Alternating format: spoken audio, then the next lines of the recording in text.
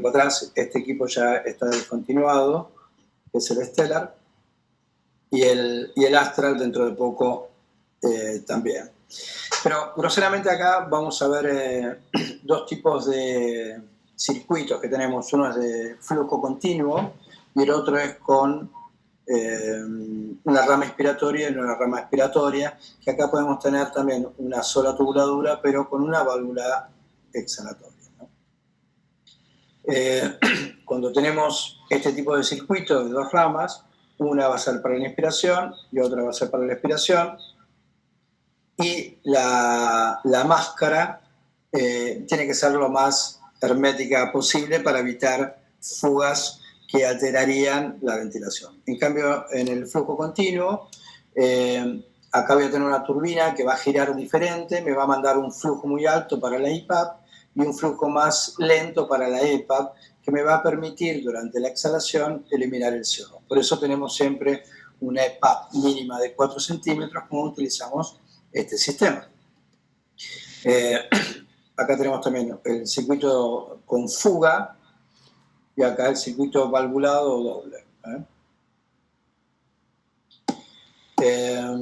Fíjense que las máscaras, después lo vamos a ver un poquito, las máscaras que utilizamos acá son venteadas, tienen que tener orificios. Acá si usamos las oronasales tienen una válvula anti-asfixia, son venteadas, y en estas tienen el codo azul, son máscaras no venteadas, ¿de acuerdo? ¿Y qué es lo que tenemos? ¿Qué es groseramente, esquemáticamente? Tenemos un teclado en el cual yo le voy a decir al respirador qué es lo que quiero que haga, qué es lo que haga quién. Este cerebro acá, este es el cerebro del respirador, donde están todos los circuitos y demás, que le va a dar la orden a este blower, a esta turbina, ¿de acuerdo? La turbina va a girar, va a tomar aire ambiente, por eso acá tenemos que tener un filtro, ¿bien?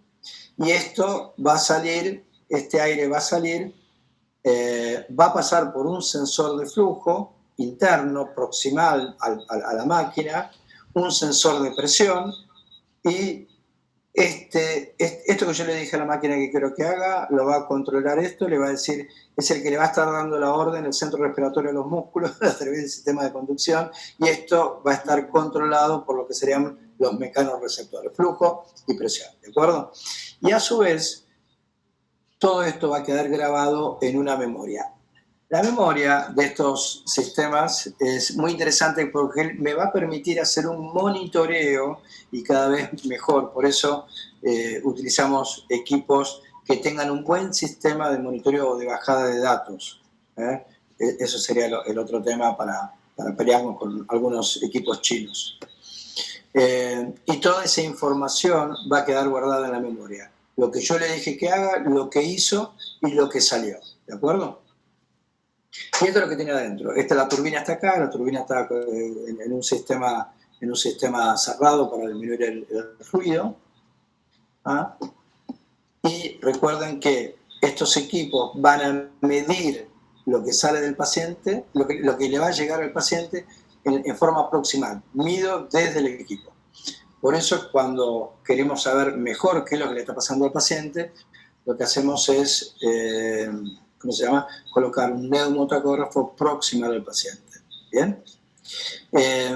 Acá lo que se tiene que hacer siempre en estos sistemas para contrabalancear las resistencias que puedan ir, o la elastancia de la tubuladora, la resistencia si la tubuladora es muy larga, o si le voy poniendo un humidificador en el medio, o lo que fuere, todo esto es lo que puede tener en el medio del equipo, un filtro antibacteriano, la tubuladora 1, el termohumidificador, la tubuladora 2, etc. Todo esto tengo que estar reconocido, porque yo le voy a decir, dame 10 centímetros de agua, pero le puse toda esta resistencia, y como es un sistema de presión, acá al paciente le van a llegar 5, 4, 6, etc. No le va a estar llegando, y como voy a estar midiendo acá, el paciente va diciendo, el respirador está diciendo, ok, ya le di lo que vos me dijiste. No, pero acá está llegando otra historia. ¿De acuerdo? Bueno, cuando ventilamos por presión, bilevel, presión de soporte, presión control, lo que vamos a tener es, por así decirlo groseramente, esta onda de presión. Acá tengo una onda de presión acá, tiempo acá. Salimos de un nivel basal, que es, vamos a llamar, presión positiva al final de la expiración, o presión positiva expiratoria, la EPAP, que es igual a la PIP o a la CPAP. Vamos a tener una presión máxima que llamamos IPAP, ¿no? O presión positiva inspiratoria, la presión máxima que vamos a llegar. Y esta presión que establecemos es la presión de asistencia que le vamos a estar dando la ayuda a la presión generada por la bomba muscular, ¿no? Entonces, esta presión se establece, este soporte se va a poner para contrabalancear la carga umbral elástica, el volumen por elastancia y la frecuencia respiratoria. ¿De acuerdo? Eso es. El secreto es, cuanto mejor podamos calcular este nivel de asistencia, mejor va a estar la sincronía y el intercambio gaseoso. Y recuerden que la presión de soporte va a estar en estos equipos, va a ser la IPAP menos la EPAP, es decir, esto, ¿de acuerdo?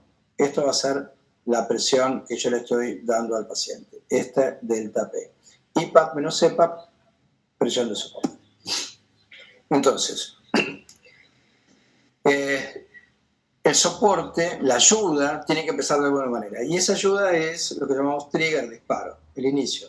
Es el motivo por el cual el respirador se da cuenta que tiene que iniciar la asistencia a lo que el paciente está requiriendo. Y esos triggers habitualmente son de flujo de presión y cuando si tiene la posibilidad de trabajar con el NAVA, es un trigger eléctrico también, ¿de acuerdo? Pero el inicio también puede ser por tiempo. Cuando es por tiempo ya no es una ventilación asistida, sino es por tiempo. Es decir, cuando le ponemos un ST o cuando vamos directamente a un modo time. ¿Bien? La pendiente de ascenso, también conocida como rise time, el ascenso que va teniendo, es cómo voy a entregar ese flujo, y ese flujo tiene que estar acorde a la demanda del centro respiratorio. No es lo mismo un paciente que está respirando con un TI muy corto, de menos de un segundo, 0,8, y que va a estar con un BTTI también muy acortado, o un paciente que está por ahí, un paciente neuromuscular que le tengo que dar soporte, pero que no tiene una carga aumentada, entonces tengo una alteración. Entonces, ese rise time, para que no sea molesto, tiene que estar adecuado a lo que el paciente está pidiendo. ¿Bien? ¿Y cómo se coloca ese rise time? Tengo que indicar en cuántos milisegundos se debe alcanzar la IPAP determinada. El fin de ciclado es, también es, hay que conocer cuáles son poner ese fin de ciclado, porque va a depender de si el equipo es un chino, si el equipo es un Repen, si es un Lowenstein, si es un Philips o si es un microprocesado directamente. Entonces, el fin de ciclado es cuando finaliza la asistencia del respirador. Y lo ideal, otra vez, es que esté lo más cerca posible del tiempo neural del paciente. Por eso, lo primero que hacemos cuando vemos al paciente es tratar de saber cómo es su patrón respiratorio en forma espontánea.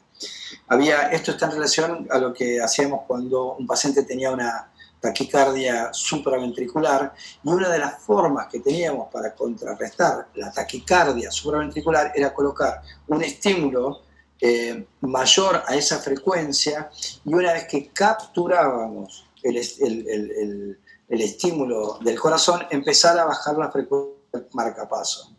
Acá es lo mismo, yo no le puedo poner al paciente un TI que va a estar en relación con el fin de ciclado, obviamente, o puedo poner TI directamente, que a mí me parece el adecuado. No, yo le tengo que poner el TI y el fin de ciclado que tiene que estar de acuerdo a lo que el paciente está haciendo en ese momento. Posiblemente lo vaya modificando, por eso tengo que estar al lado del paciente inicialmente. La ventilación invasiva, que es tan exitosa, a largo plazo lleva un consumo del tiempo muy importante, porque estoy haciendo todas estas historias. Por otro lado, viene ahora el fin de ciclado, tiene que en muchos de los equipos está en relación al flujo pico inspiratorio del paciente. Puede ser también por tiempo, puede ser por esfuerzo, etc., ¿no? Después viene la pendiente de descenso y es cómo va a desacelerar la presión del respirador, que puede ser corta o larga, y esto también va a estar en relación directa con cómo el centro respiratorio está trabajando en ese momento, ¿no? Y también le digo en cuántos milisegundos se debe alcanzar la EPA. Y finalmente la presión positiva al final de la expiración, que es lo mismo que la PIP o el CPAP, que, como les recordaba antes, abre y estabiliza. Lo que vamos a usar para abrir y estabilizar la vía aérea.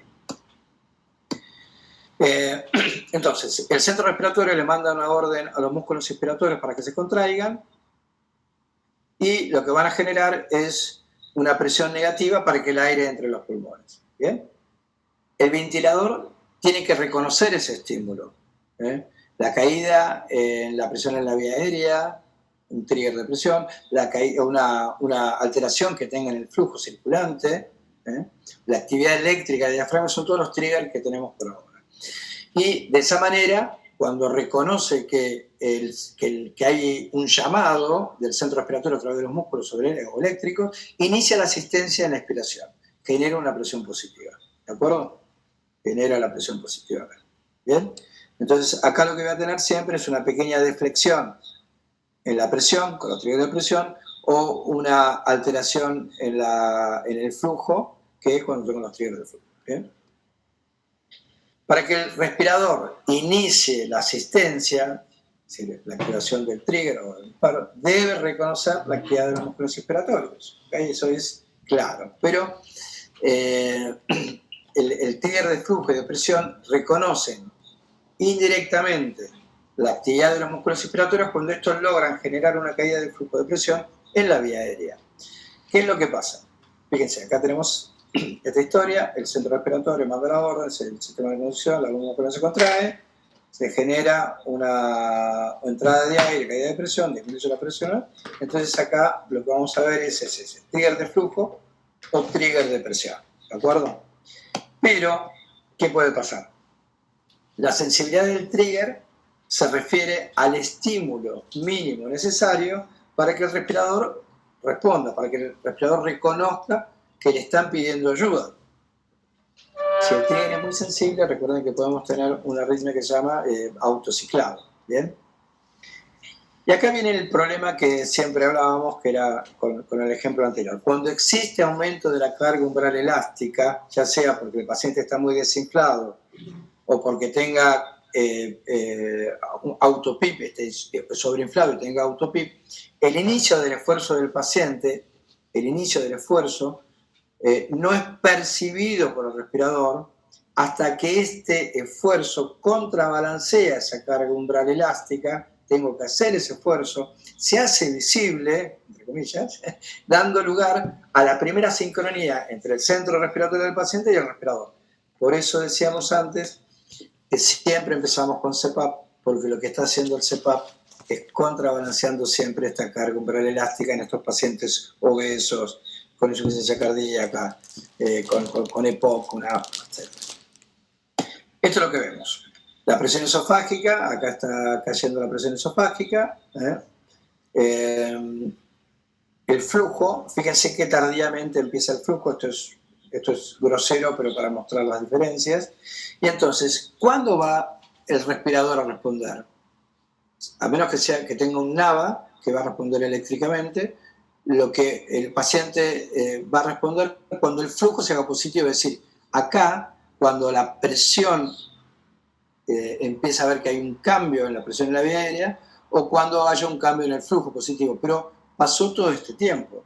Entonces, recién acá el flujo está entrando, entonces la presión va a responder acá, ¿de acuerdo? Acá estoy reconociendo que el paciente, que algo pasó en la vía aérea, y entonces mi trigger que ve la vía aérea, por así decirlo, acá en la boca, por así decirlo, acá voy a ver que cayó la presión o que cambió el flujo.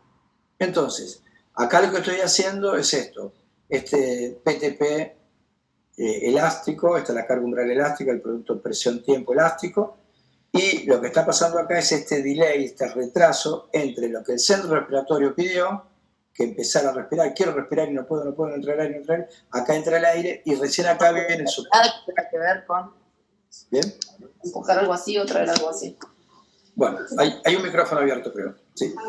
De la mierda esta que agarramos del más allá. Mariana. Bueno, como siempre, una de las formas que tenemos para medir, para poner un volumen, o por así decirlo, un área, mejor dicho, no un volumen, un área, si graficamos este triangulito como presión y tiempo, lo que vamos a tener acá es lo que llamamos el PTP trigger, el producto presión-tiempo del trigger. Todo esto que está a cargo del paciente para hacer el disparo. Entonces, ese PTP trigger se va a relacionar con la efectividad del trigger para reconocer el refuerzo y para, etc. Y eso va a depender de la sensibilidad que le haya puesto al trigger y del estímulo del centro respiratorio a los músculos, ¿no? En este caso, fíjense que está mucho más estimulado este músculo, cómo cae esta pendiente varía y cómo este PTP trigger es mayor. Acá lo que ven en este ejemplo, acá tengo el flujo y acá tengo presión, y acá lo que ven es que este PTP trigger es más alto que este de acá, ¿ven? Que acá es menor. Lo mismo pasaría, si lo ampliáramos un poquito más, si cambiamos a un trigger de flujo, veríamos que acá cómo se altera esta parte del flujo inicial. Pero acá, claramente, para ver cómo vamos a ver un PTP trigger, sin medirlo, pero cualitativamente lo veo acá, que acá este trigger está un poquito mejor. Tiene la sensibilidad está mejor. El rise time es el tiempo que tarda el sistema generador de presión en alcanzar la presión preseteada, y que obviamente va a modificar los valores del flujo. El BTI va a depender de la onda de flujo generada por esta presión, cuando esta presión interactúe con la carga, con la resistencia que está y la elastancia del sistema. ¿Bien? Recuerden que este rise time tiene que tener concordancia con el TI mínimo que hayamos puesto al paciente. ¿Bien? Este sería una pendiente de ascenso y la pendiente es el delta P sobre el delta T. Ven acá, va a tener esta pendiente, pero si le aumento el T, esta pendiente es menor, y si a más T, la pendiente es menor.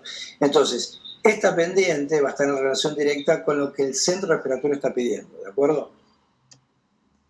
Fíjense acá cómo lo veríamos. Acá tenemos un rise time muy lento, 800.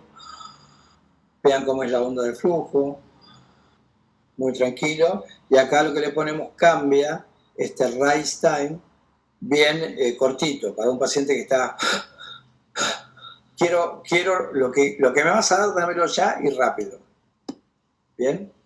La pendiente de ascenso, recuerden, tienen que estar en relación con el tiempo expiratorio, o cuando ventilamos por el modo T o el PAC, y tiene que tener un tiempo expiratorio mínimo cuando ventilamos por el SST o con el IVAPS, y obviamente tiene que estar relacionado con el BTTI o la P01, la frecuencia respiratoria, tiene que estar relacionado con el rise time que el paciente está generando. El fin de ciclado es el fin de ciclado inspiratorio de la máquina. Lo ideal es que estén lo más cercano al tiempo neural del paciente. Vuelvo a insistir, lo ideal es que conozcamos qué frecuencia respiratoria por lo menos tiene el paciente. Y lo más clásico es esto, ¿ven? Acá lo que tengo es el pico flujo, el flujo respiratorio máximo que estoy teniendo, y acá le pido a la máquina que corte al 25%, acá que corte al 50%, y acá que corte al 75%. Como pueden ver, el volumen corriente es la integración de este flujo, y si mantengo el flujo pico inspiratorio máximo, esto va a tener una incidencia directa con el tiempo inspiratorio y con el volumen corriente. Entonces, si yo estoy ventilando por presión de soporte y quiero que esto sea un volumen determinado, tengo que o aumentar el TI, aumentando el corte al 25%, pero si eso me da un TI muy prolongado y tengo que tener este TI, lo que tengo que hacer es aumentar el delta P para lograr un volumen adecuado. Entonces tengo que estar jugando con TI, con tiempo y presión para lograr el BT adecuado. Acá lo que vemos es, ven que acá corta muy bajo, acá corta mucho más arriba, y acá todavía vemos que corta bien acá, bien arriba. Acá corta acá y cae, corta acá, cae. Entonces, eso, el ciclado, tiene que estar en relación con el TI neural del paciente. Porque si no, empiezan a aparecer algo que no lo voy a ver a menos que tenga un balón esofágico, y son las asincronías de ciclado. ¿De acuerdo? En muchos de los respiradores de flujo continuo van a ver que puedo poner un TI mínimo y un TI máximo para esto. Yo seteo un TI mínimo, no quiero que el TI sea menos que esto y no quiero que sea mayor que esto. ¿De acuerdo? Cuando el paciente, el TI se encuentra entre el TI mínimo y el TI máximo, el respirador corta por flujo como vimos antes. Pero si el paciente fuera un paciente que está con una compliance muy baja y corta antes, o tengo alguna fuga o corta posteriormente, el respirador se va a comportar como un modo asistido controlado. ¿Bien? Acá tengo, si pueden ver acá, tengo esta es la presión y este es el flujo. Acá el paciente, el voluntario lo que estaba haciendo era un TI muy corto, deja de hacer ese esfuerzo, pero el respirador aplica el TI mínimo, ¿de acuerdo? Acá respira adecuadamente, esto es presión de soporte, acá corta por tiempo, acá corta por flujo, y acá hace una expiración bien prolongada, con fuga, entonces acá pueden aparecer algunas otras asincronías, pero olvídense de estas. La idea es que tengo un tiempo expiratorio un poquito más prolongado. Entonces, dentro de los modos que tenemos, o de lo que vamos a tener es una ventilación no invasiva que es asistida, el modo S solamente, con frecuencia respiratoria de backup, el modo ST o la presión asistida controlada, con EPAP autoajustable, que llamamos con auto-EPAP, o con IPAP autoajustable, que en realidad es con presión de soporte o con volumen objetivo. ¿De acuerdo? Acá vamos a ver los que tienen el volumen asegurado, el Philips que tiene el AVAPS, Redmes que tiene el IVAPS o IVAPS, y ahora apareció en el mercado los equipos de Lowenstein que te ponen directamente volumen asegurado. Y los controversiales ASB, que lo que te hacían es asegurar el flujo. ¿Bien? En este esquema lo que vamos a ver es un electromiograma del diafragma. Esto es lo que el centro respiratorio le da al músculo, y con unos electrodos puedo ver acá la actividad eléctrica del diafragma.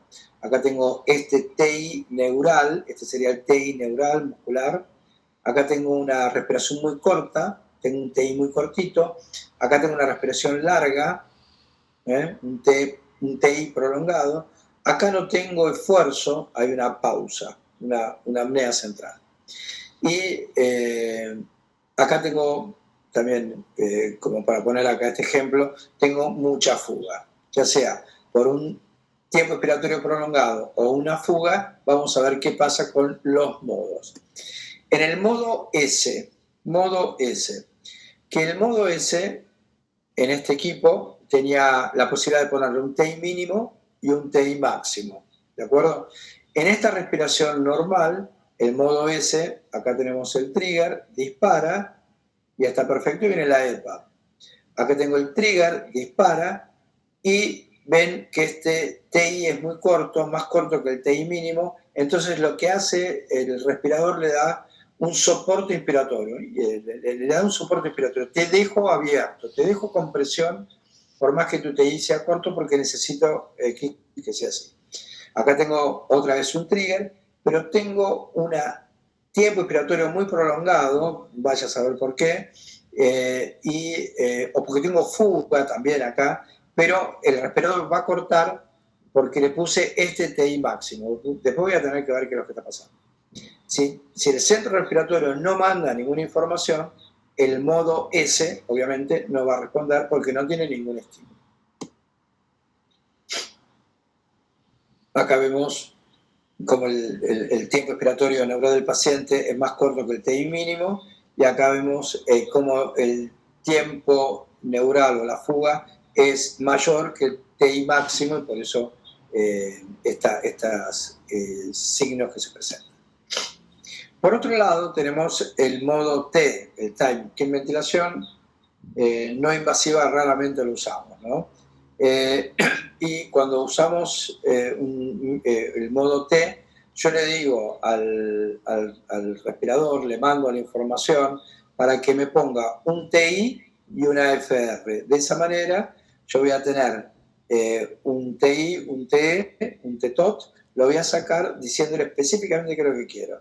Y obviamente una IPAP y una EPAP para darle el soporte. Entonces, y va a ser siempre así, va a ser fijo. No importa lo que el paciente haga, no importa lo que el paciente haga. Esto va a responder siempre de la misma manera. Responde con este TI el paciente y el modo T va a tener el TI que yo le puse. Si el paciente tiene un TI corto, va a ser mayor. Si acá no respeta cuando empieza, sino que ya estoy... Utilizar estos modos es generar el show de las asincronías. ¿Bien? Por otro lado, el modo ST, a diferencia del S, cuando ocurre una apnea central o una falla en la generación del estímulo, acá va a responder con una respiración que va a estar ciclando, por así decirlo, por tiempo, y me lo voy a estar marcando con este signo. Acá genera, cuando pasó un tiempo determinado, ahí el respirador responde. Es uno de los modos más utilizados.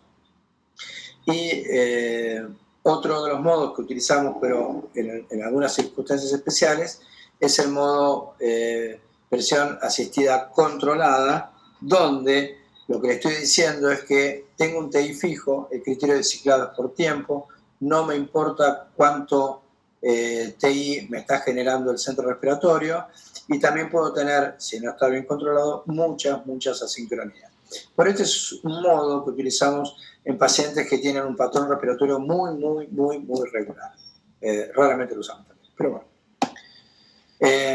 Y finalmente los modos que sí utilizamos mucho en la unidad, que no se utilizan tampoco en muchos lugares, pero son modos duales con control permanente.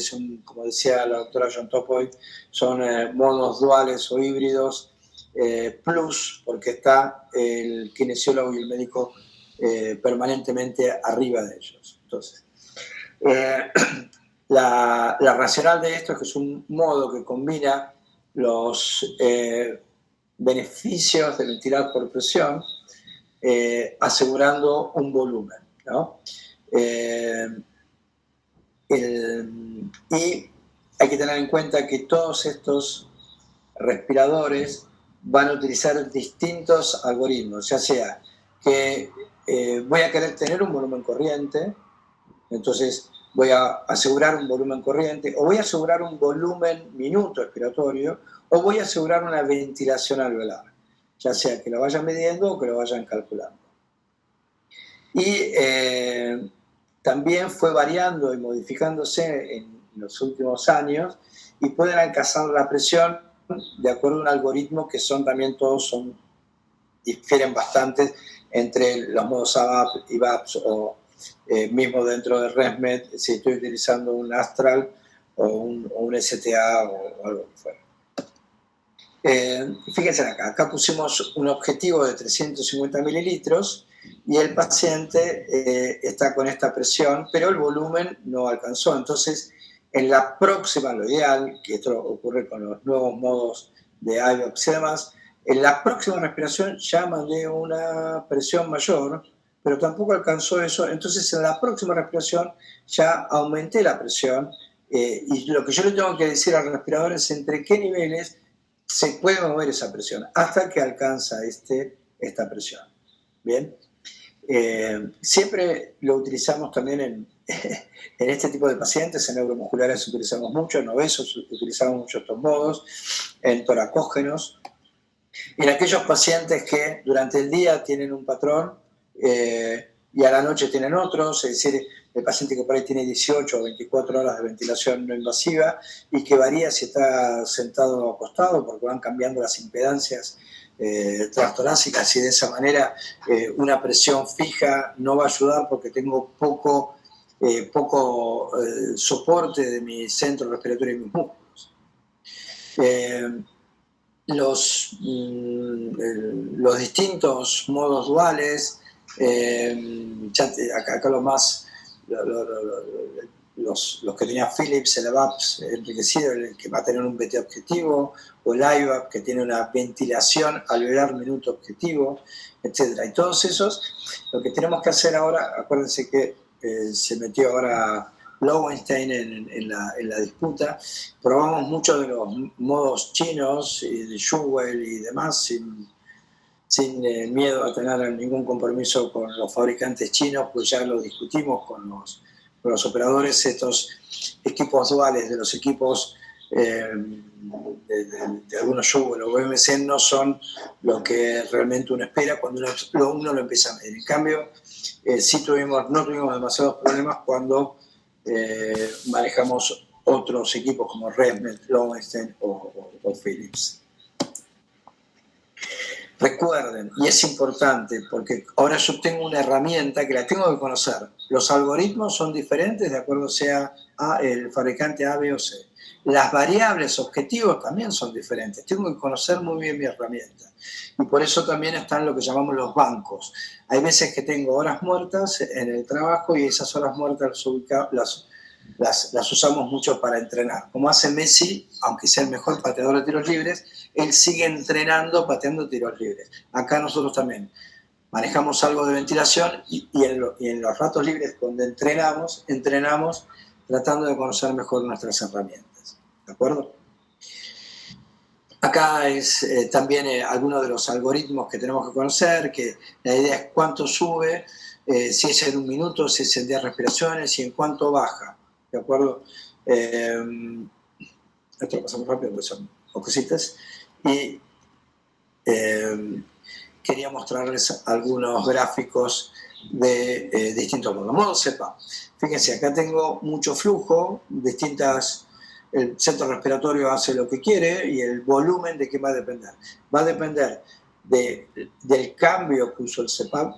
Acá lo que ven es que no tengo no le estoy agregando presión al sistema durante la inspiración, es continua, pero puedo mejorar la ventilación con CEPAP cuando hago el contrabalanceo de la carga umbral elástica, haciendo más efectivos mis músculos inspiratorios. ¿De acuerdo?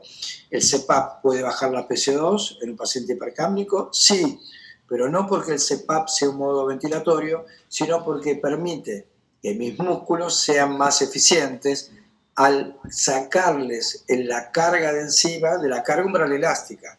Ahora, el delta P, que van a ser mis músculos, van a ser utilizados para ventilar.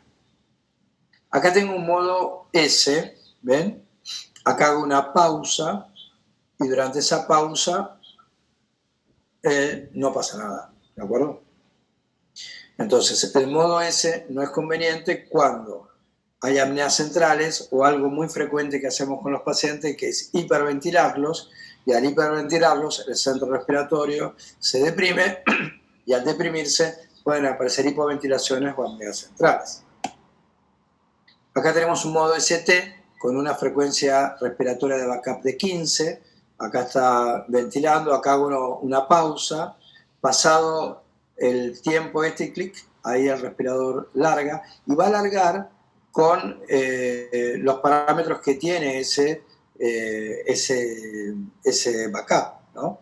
Fíjense que si no hay esfuerzo, recuerden que cuando con glotis abierta el volumen que va a entrar es menor, por más que la presión, la IPAP sea la misma, el delta P sea la misma, porque acá no estoy teniendo el agregado del esfuerzo de mis músculos respiratorios que se le suma a esta presión. Por lo tanto, acá solamente está ventilando la máquina y tengo este volumen, este flujo, y acá está ventilando la máquina con el esfuerzo, a lo cual se le sube, es como si tuviera más presión de soporte. Por lo tanto, el flujo es mayor. Y acá tengo algo ridículo, que a veces uno puede verlo, que es un modo ST con una frecuencia respiratoria de la CAP de 5. Nada, es como si tuviera un soporte. Si el paciente hace pausas, esas pausas, el paciente va a estar 65, va a tener 12 segundos de ciclo para que el paciente, para que el respirador empiece a responder. Acá tenemos un modo T, como pueden ver, acá el TI, el inicio y el fin es un tiempo, esto está fijo, y como pueden ver, es el show de las asincronías. No está indicado en un paciente, prácticamente nunca lo usamos. Acá tenemos un modo asistido controlado, que también en un paciente que tiene una frecuencia respiratoria irregular no es un modo ideal. Y acá tenemos el modo IVAPS, que tiene, este sería el modo IVAPS, como llamaríamos modo CPAP, porque tiene la presión basal 0. Y actúa, lo que está actuando acá muy bien es, ¿ven? Acá actúa como si fuera un CPAP, ¿ven? En caso de aparecer hipoventilación o una apnea, fíjense que rápidamente va a aumentar hasta una presión máxima que hemos puesto de 8. Acá vemos el volumen minuto, ¿ven? Cómo puede ir variando. Y acá lo más difícil de colocarle es este nivel de qué volumen asegurado queremos, ¿ven? Y si modificamos el volumen asegurado, obviamente vamos a modificar la respuesta, ¿de acuerdo? Por eso cuando uno utiliza modos híbridos que dicen quiero asegurar este volumen, tengo que saber qué volumen asegurado o ventilación alveolar o volumen minuto o VT le tengo que poner, porque eso puede generar mal manejo del paciente. Y este es el otro modo, este modo IVAPS es el modo IVAPS con ventilación no invasiva, porque ya de entrada está ventilando, ¿ven? Ventilando. Cuando llega, acá le cambiamos el target de volumen de ventilación alveolar, sería acá. Cuando este límite está menor, ven, acá el respirador empieza a aumentar hasta que llega al nivel mínimo. Entonces, acá está aumentando el flujo hasta llegar a este volumen determinado. Bueno, acá con este estaríamos terminando con el tema de herramientas. Es un tema que es muy largo, prolongado, además son... Pero bueno, por acá me gustaría estar terminando acá con el tema de modos y el tema de equipamiento. La conclusión final o las recomendaciones finales: no importa el equipo que tenga, pero tengo que conocerlo súper bien, tengo que ganar. Uno dice, ¿tenés que perder tiempo? No, yo quiero ganar tiempo conociendo la herramienta que voy a tener, porque es la que le voy a poder aplicar, si lo conozco bien, es la que le voy a aplicar al déficit del paciente. Gracias, Guillermo. Muy amable. Claro, sabemos que es un tema extenso. También tenemos el sábado para jugar. Para jugar y para ampliar. No sé si alguien quiere hacer alguna pregunta. Si no, obviamente vamos a tomar un descansito, Guille, de 10 minutos y volvemos a la última. ¿Sí? ¿Alguien quiere hacer alguna pregunta o hacemos un descanso? ¿Escuchamos? No, yo por mi parte el sábado preguntaré cuando tengamos el práctico. Para probar, están anotando. Lo exprimimos ahí. Gracias, Guillermo. Dale. Muy bien, Guille, 10 minutos. Dale, 10 minutos. Sí.